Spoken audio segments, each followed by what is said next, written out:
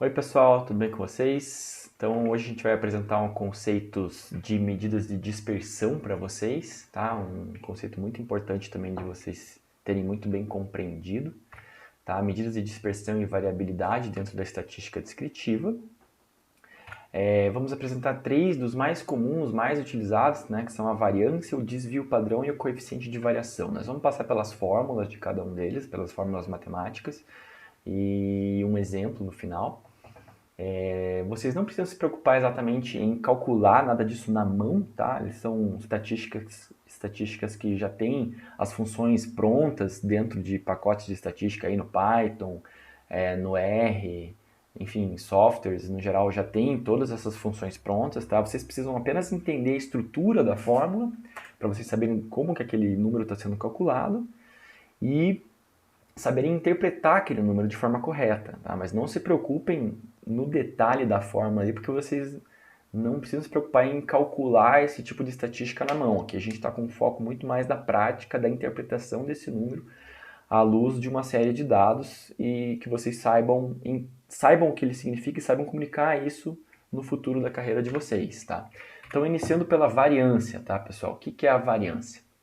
A variância ela mede a dispersão de um conjunto de dados em relação à média. Então vamos supor que a gente tem uma série de dados ali, né? A gente quer saber o quanto os elementos dessa série de dados, em média, se distanciam da sua média aritmética. Tá? Então o que esse número da variância ele representa? Ele representa o quão longe, em média, os elementos da amostra, ou seja, os diferentes números que existem, o quanto eles estão longe da própria média dessa série de dados. Tá? Então a gente tem os pontinhos de dados aqui, representados por esses círculos, a gente tem a média ali no centro, né? Quanto maior a variância, maior é a média das distâncias desses números que existem na amostra, da média aritmética deles. Tá? Então, variância é muito grande, os números estão muito longe da média, muito dispersos. Tá? Quanto menor a variância pequenininha, significa que os números estão mais concentrados ao redor da sua média. Tá? Então, por exemplo, para duas sequências de dados diferentes que têm a mesma média, um pode ter a variância enorme, porque os elementos da amostra estão todos bem distantes, são números grandes, números muito pequenos, enfim. E na segunda a gente tem os números pertinho da média ali, tá? Então, vamos olhar para a fórmula aqui para vocês entenderem melhor, tá? A gente tem fórmulas diferentes para a população e para a amostra, tá? Uma diferença muito sutil. Vamos começar pela fórmula para a população. Se a gente estivesse trabalhando com uma população, tivesse estudado e coletado dados sobre uma população inteira, né? A gente pudesse ter certeza da média e da variância dessa população, tá?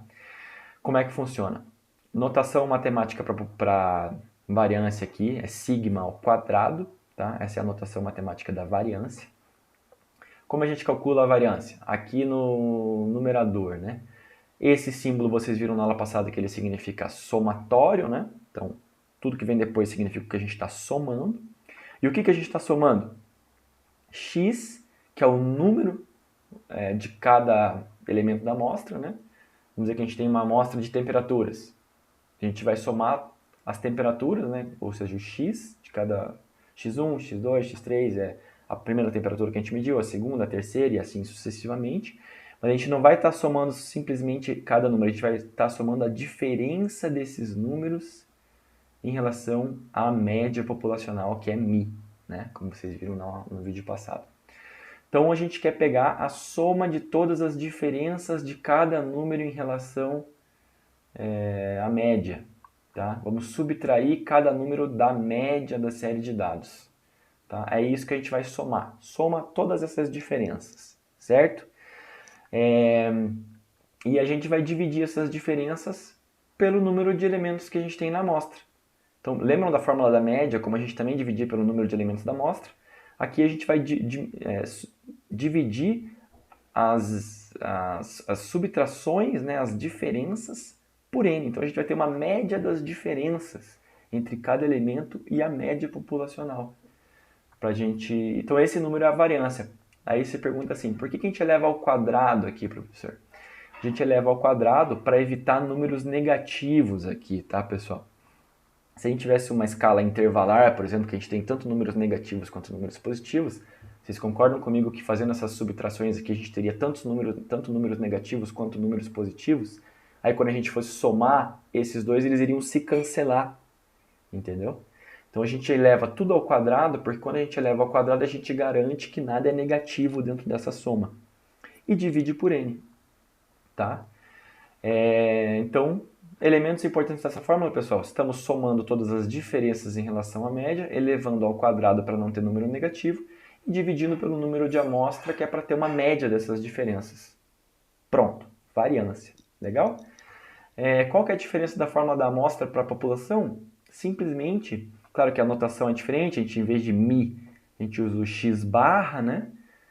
Para denotar a média amostral em vez de média populacional. Esse x com esse x, mesma coisa, tá? Aqui ele está só com a notação de i, diferença básica de notação, só para dizer que isso aqui está variando, né? Cada elemento da amostra tem um x diferente. Aqui o matemático não usou isso, mas enfim, é o mesmo x. Então o numerador aqui é exatamente igual, eleva ao quadrado da mesma maneira. Denotação é S em vez de sigma, para dizer que a gente está trabalhando com amostra em vez de população. Na hora de dividir, a gente não vai dividir pelo N grande, aqui, N maiúsculo, que é total da população. A gente vai dividir pelo N minúsculo, que é a notação para amostra, e vai tirar 1. Por que vai tirar 1? É só para acomodar a incerteza da variância populacional, né? A gente está estimando uma variância populacional a partir de uma amostra. Então, ele diminui 1 aqui para aumentar um pouquinho o número da variância, justamente para acomodar essa incerteza que é a estimativa amostral, tá? Os matemáticos diminuíram 1 aqui para isso. Só isso, tá, pessoal? É só essa a diferença. Isso que vocês precisam entender. Ok? Então, vamos lá. Maior variância, quando tivermos aqui uma diferença maior entre os pontos e a sua média, entre a soma das diferenças, né? E a menor vai ser quando os pontos estiverem mais concentrados ali ao redor da média, tá? Como um resultado dessa forma. Beleza. Desvio padrão, o que é, pessoal? É um número derivado da variância, tá? Por quê? Porque a variância, ela vai ser um número, ela pode ser um número muito grande, ela pode ser difícil de interpretar porque ela não está na mesma dimensão do número que a gente está trabalhando. Então, por exemplo, estamos trabalhando com o preço de pizzas lá, Curitiba e Salvador. A variância ela vai dar um número que não vai representar reais, ela não tem a dimensão de reais, ela tem uma dimensão de reais ao quadrado. Ou seja, o que é real ao quadrado, né? Não dá para interpretar muito bem a dimensão da variância. Aí o que os estatísticos fizeram? Criaram um número chamado desvio padrão, que você retorna essa dimensão para o número que você está trabalhando, no caso das pizzas reais, tá? Então, simplesmente o que a gente faz? A gente pega o sigma ao quadrado, que é a variância populacional, ou o S ao quadrado, que é a variância amostral, tira a raiz quadrada, né? Daí a gente vai cancelar esse quadrado aqui e vai ter só sigma e só S, tá? Isso é desvio padrão. Pega a variância e tira uma raiz quadrada dela, para voltar para um número muito melhor de interpretar, tá? Então o desvio padrão é, sem dúvida nenhuma, uma estatística muito mais fácil de interpretar, tá? Num exemplo, daqui a pouco vocês vão entender um pouquinho melhor. O terceiro, pessoal, é o coeficiente de variação, tá? Por que a gente usa coeficiente de variação?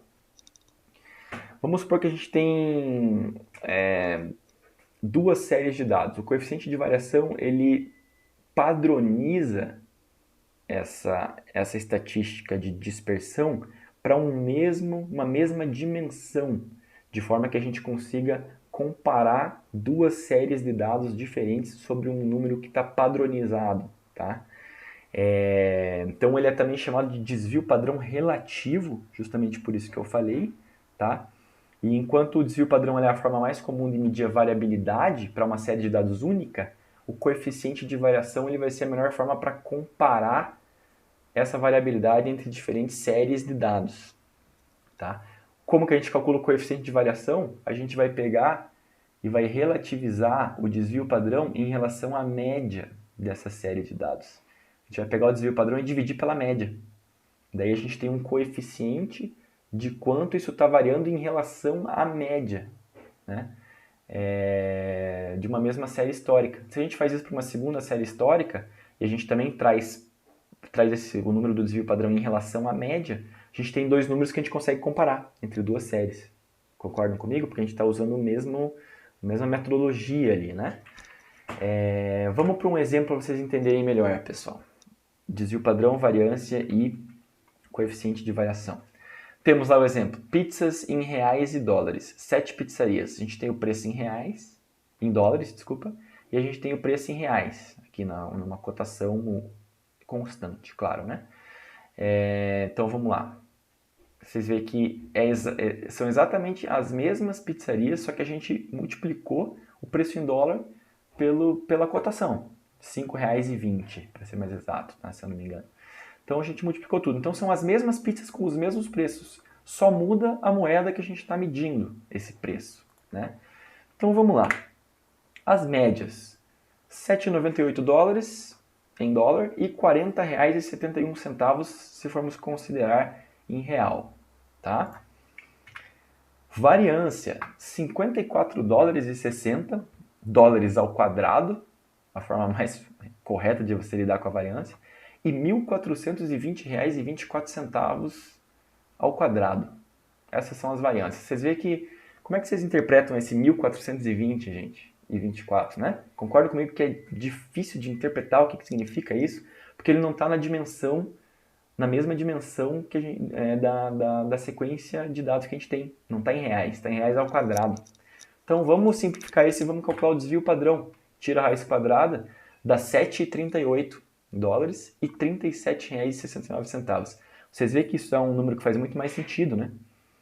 Então, em média, as pizzarias aqui, em reais, ela está variando R$ 37,69 em relação à média de R$ 40. Então, a média é 40. O conjunto de dados que a gente tem varia para cima ou para baixo, em média, R$ 37,69 para cima e para baixo. Tá? E o coeficiente de variação, ou seja, a gente dividir esse número aqui pela média, a gente vai ter 0,93, que é esse número dividido por 7,98, 37,69 dividido por 40,71. A gente tem 0,93 para dólar e 0,93 para real. Beleza, padronizamos a dimensão. Temos o mesmo número para entender que, na verdade, em dólar e em real, o coeficiente é o mesmo, a variação é a mesma.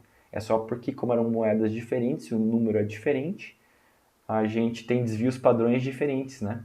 Mas o coeficiente de variação, então, para comparar dispersões de duas séries de dados, é a melhor forma possível. Você usa o coeficiente de variação, que aqui deu igual, justamente porque nós estamos lidando com as mesmas pizzas, digamos assim, né? Foi só para vocês entenderem exatamente isso. O coeficiente de variação é igual para as mesmas séries de dados que estamos trabalhando. Ok? Por hoje é isso. Até o próximo vídeo.